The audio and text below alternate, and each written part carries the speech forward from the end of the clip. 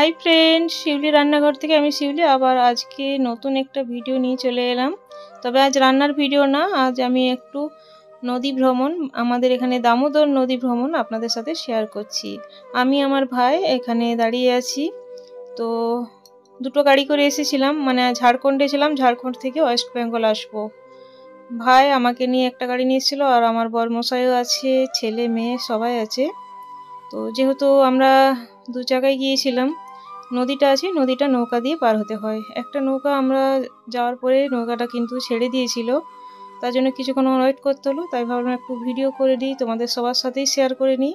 তো আর একটা নৌকা এসে গিয়েছি, সবাই নামার পর এবার আমরা ওই নৌকায় চাপবো।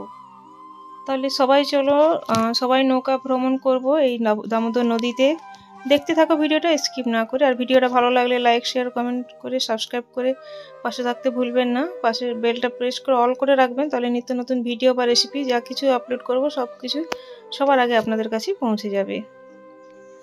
তো এবার নৌকার মধ্যে আমাদের গাড়িগুলো চাপাচ্ছে, অনেকেই আছে, পুরো মানে নৌকা ভর্তি হয়ে যাবে কিছুক্ষণের মধ্যেই, দেখতে পাবেন। আর নদীটা কিন্তু অনেক বড়, দামোদর নদী কিন্তু অনেক বড়, সবাই জানো। তবে এই ঘাটটার নাম আমি জানি না। আর মেয়ে তো ঘুম থেকে উঠে এসেছে, মেয়ের মুখের অবস্থা দেখতেই পাচ্ছেন। এটা সকালে, কিন্তু খুব রোদ্দুর ছিল বলে মানে এত মনে হচ্ছে যেন কত বেলা হয়েছে।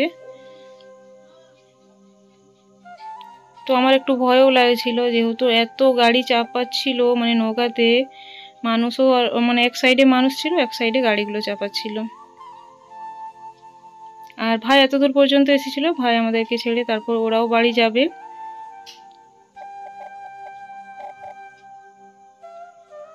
আর নৌকাতে তো অনেকবার চেপেছি, কিন্তু এই যে দামোদর নদীটা পার হলাম, খুবই ভালো লাগছিল। আর এমনিতেও ভালো লাগে আমার নৌকাতে চাপতে। একটু ভয়ও লাগে যখন নদীর মাঝে চলে যায় না, সেই সময়টা কিন্তু ভয় লাগে।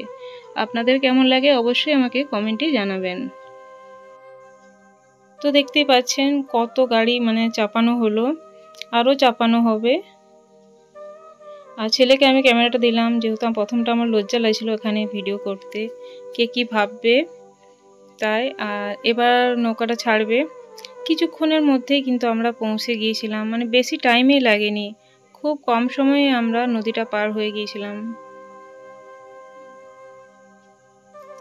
এবার নৌকাটা ছাড়তে শুরু করবে, স্টার্ট করে দিল।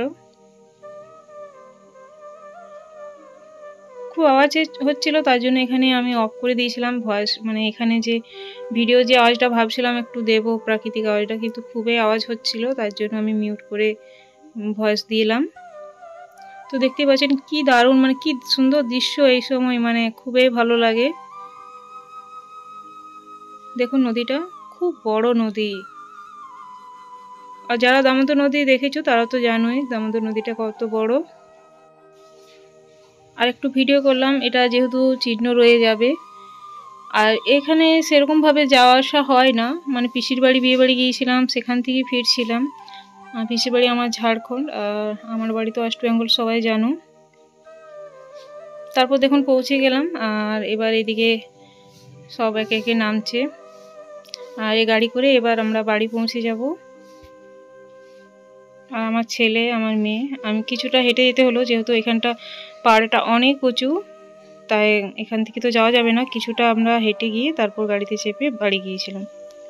ভিডিওটা কেমন লাগলো অবশ্যই কমেন্টে জানাবেন। আজ তাহলে আসছি পরে একটি নতুন ভিডিও বা রেসিপি নিয়ে, আপনাদের সাথে আবার দেখা হবে। ধন্যবাদ ধৈর্য ধরে এতক্ষণ ধরে আমার এই ভিডিওটা দেখার জন্য। Thanks for watching.